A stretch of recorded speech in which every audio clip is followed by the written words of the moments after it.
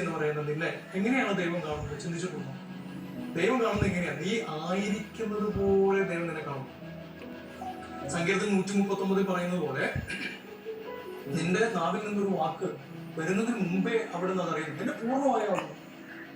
എബ്രാഹിം ലേഖനം 4-ാമത്തെ അധ്യായം പറയുന്നത് അതിന് മുമ്പിൽ ഒന്നും ഒളിഞ്ഞിരിക്കുന്നില്ല, അവിടെ നിന്ന് എല്ലാം കാണുന്നു. ദൈവത്തിന് എല്ലാം അറിയാം നമ്മെ കുറിച്ച്. എന്നിട്ട് കർത്താവ് എങ്ങനെ നമ്മൾ കാണുന്നത്? നീ ആയിരിക്കുന്നത് പോലെ ദൈവം നിന്നെ സ്നേഹിക്കുന്നു. നീ ആയിരിക്കുന്ന പോലെ. നിന്നെ കൂടുതൽ വിശുദ്ധനായിട്ടോ നിന്നെ കൂടുതൽ പാപിയായിട്ടോ അല്ല ദൈവം സ്നേഹിക്കുന്നത്. നമ്മെ ദൈവം സ്നേഹിക്കുന്നത് നമ്മൾ എങ്ങനെ ആയിരിക്കുന്നുവോ അതുപോലെയാണ് ദൈവം നമ്മെ സ്നേഹിക്കുന്നത്. പൂർണ്ണമായും അങ്ങനെയാണ്. അങ്ങനെയാണെങ്കിൽ വിശ്വാസം എന്ന് പറഞ്ഞാൽ എന്തായിരിക്കണം? പ്രിയമുള്ള സഹോദരങ്ങളെ, ദൈവം എങ്ങനെ ആയിരിക്കുന്നുവോ അതുപോലെ നാം ദൈവത്തെ കാണണം. കുരിശിൽ മരിച്ച യേശു ക്രിസ്തുവിനെ നമ്മൾ കാണണം. എങ്ങനെ ദൈവം ആയിരിക്കുന്നുവോ അതുപോലെ കാണണം. നിന്റെ പാപത്തിൽ നിന്ന് രക്ഷിക്കാൻ, എന്നെ എന്റെ പാപത്തിൽ നിന്ന് രക്ഷിക്കാൻ, നമ്മെ നമ്മുടെ പാപങ്ങളിൽ നിന്ന് രക്ഷിക്കാൻ ക്രിസ്തു മരിച്ചു എന്നുള്ള വലിയ സത്യം, നമ്മളെ പാപത്തിൽ നിന്ന് മോചിപ്പിക്കാൻ അവിടെ നിന്ന് ഉയർത്തെഴുന്നേറ്റു എന്നുള്ള സത്യം, എങ്ങനെ ദൈവം ആയിരിക്കുന്നുവോ അതുപോലെ ഞാൻ ദൈവത്തെ കാണണം, അതുപോലെ ഞാൻ വിശ്വസിക്കണം. ദൈവം ഞാനായിരിക്കുന്ന പോലെ എന്നെ കാണുന്നു. ഞാൻ ദൈവം ആയിരിക്കുന്ന പോലെയല്ല, എനിക്കിഷ്ടം പോലെ എന്റെ ദൈവത്തെ ഞാൻ കാണുന്നു. ആ ദൈവം എന്നോട് ഇങ്ങനെയൊക്കെ ചെയ്യുന്നത് ക്ഷമിക്കും. വചനത്തിൽ പറഞ്ഞിട്ടുണ്ടാവും, സുവിശേഷങ്ങളിൽ പറഞ്ഞിട്ടുണ്ടാവും, കർത്താവായ ക്രിസ്തു ക്ഷമിക്കണം. ഒരാളോട് ക്ഷമിച്ചില്ലെങ്കിലും കുഴപ്പമൊന്നുമില്ല, ദൈവം അതൊക്കെ ക്ഷമിച്ചിട്ടുണ്ട്, എന്തിനത് മനസ്സിലായി എന്ന് പറയുന്ന ആളുകളെ ഞാൻ കണ്ടിട്ടുണ്ട്. എന്റെ പ്രിയ സഹോദരങ്ങളെ, ഇത് ഇത് ഇത് വലിയൊരു വേദനയാണ്.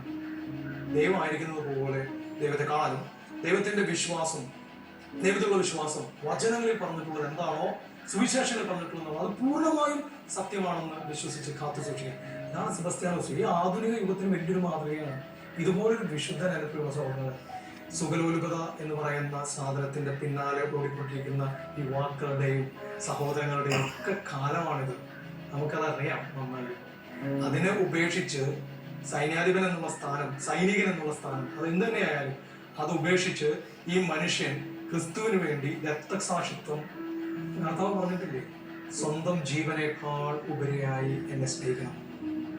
സ്വന്തം ജീവനെ പോലും വെറുക്കാതെ എന്റെ പിന്നാലെ നിങ്ങൾക്ക് വരാൻ പറ്റില്ല. ഇത് അക്ഷരാർത്ഥത്തിൽ ഈ മനുഷ്യനെ അങ്ങ് കാത്തു സൂക്ഷിക്കുകയാണ്. ഇത് പേടിച്ചോടുന്നില്ല. പത്രോസ് ഒരിക്കൽ പേടിച്ചോടിയെന്ന് നമ്മുടെ പാരമ്പര്യങ്ങളിൽ നമ്മൾ കാണുന്നുണ്ട്. പത്രോസ് ഓടിപ്പോകാനായിട്ട് ശ്രമിക്കുകയാണ് കുരിശിൽ നിന്ന്.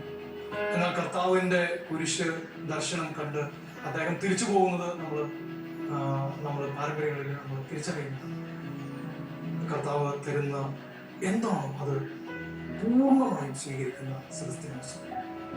അതുപോലെ സെബസ്ത്യാനോസിന്റെ തീഷ്ണത, മൂന്നാമതായി സെബസ്ത്യാനോസിന്റെ തീഷ്ണത, വിശ്വാസത്തിലുള്ള തീഷ്ണത.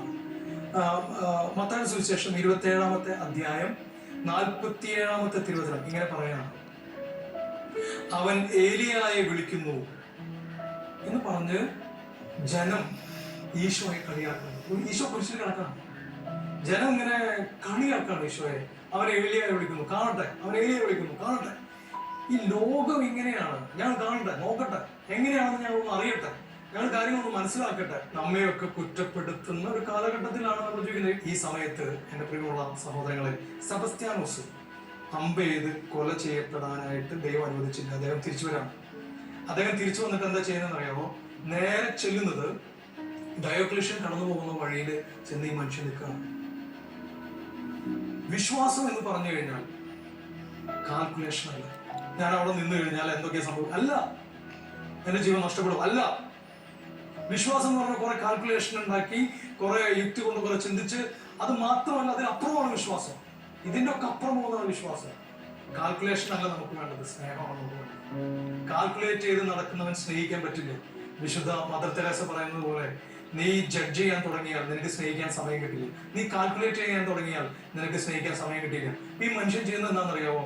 ഈ കാൽക്കുലേഷൻ ഒന്നും നിൽക്കുന്നില്ല. നടക്കാവുന്ന ആരോഗ്യം വന്നപ്പോ കാൽക്കുലേഷൻ അല്ല അദ്ദേഹം ചെയ്യുന്നത്, അദ്ദേഹം സ്നേഹമാണ് ചെയ്യുന്നത്.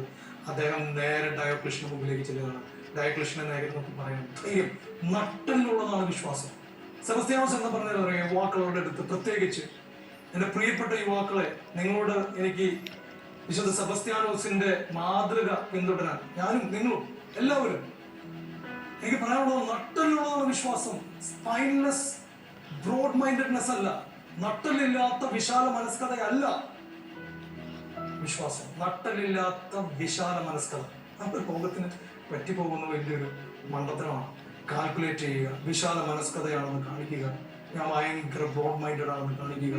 അതിനുവേണ്ടി സാഹിത്യകാരന്മാരും ചരിത്രകാരന്മാരും വിശ്വാസത്തെയും കാര്യങ്ങളെയും പരിഹസിക്കുക.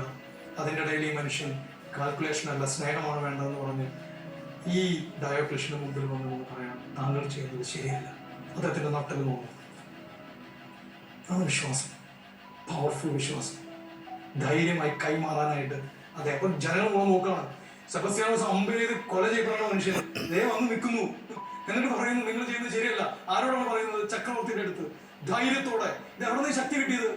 ഒരു പ്രാവശ്യം അമ്പ് ചെയ്ത് കംപ്ലീറ്റ് വേദന കടന്നുപോയ മനുഷ്യനാണ്. എന്നിട്ട് ആ മനുഷ്യൻ വീണ്ടും വന്നിരിക്കുകയാണ്.